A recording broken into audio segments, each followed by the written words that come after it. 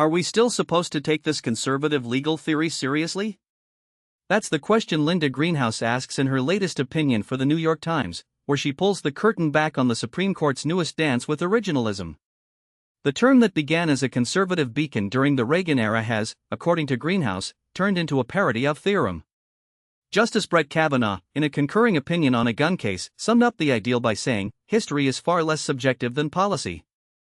Nevada stressed that only history and tradition should justify limiting the Second Amendment, not modern concerns. So how objective is history really?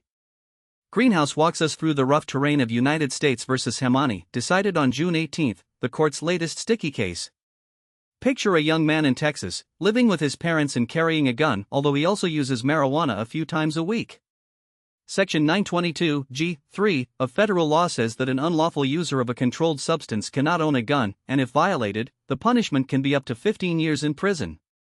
When the government prosecuted him, the court didn't ask for a 1986 law, because the Bruin decision of 2022 clarified that the historic tradition that should be invoked is not what existed in 1986, but an analogous regulation from the founding era, 1791, or for some, the post-Civil War 1868 frame that made the Bill of Rights applicable to the states. Because marijuana didn't swell in American society in 1791 or in 1868, the government had to get creative.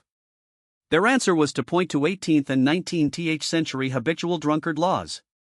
These old statutes would drive intoxicated people off the streets and into workhouses or prisons, from where they had no access to firearms. Greenhouse raises the point that asking a federal government with limitless resources to produce a close historical analog is abusive, and the court itself has to make that effort. The case shows that when the court plugs the holes in case law, originalism can transform into a cynical exercise, one that looks for aired history to serve modern policy. The confusion isn't just academic, it can lead to extreme sentences for people who used marijuana in modern times. And strictly speaking, originalism wasn't designed for that purpose. Greenhouse urges readers to consider whether we really need to rely on a methodology that was adopted as a means to constrain judges to history, when the court may be using that same framework to justify contemporary sanctions that lack any real historic counterpart. The question remains, do we still want to see this legal theory as a serious guide, or is this a pop culture remix that no longer fits the constitutional landscape? That's the take-home lesson, and so, thanks for listening.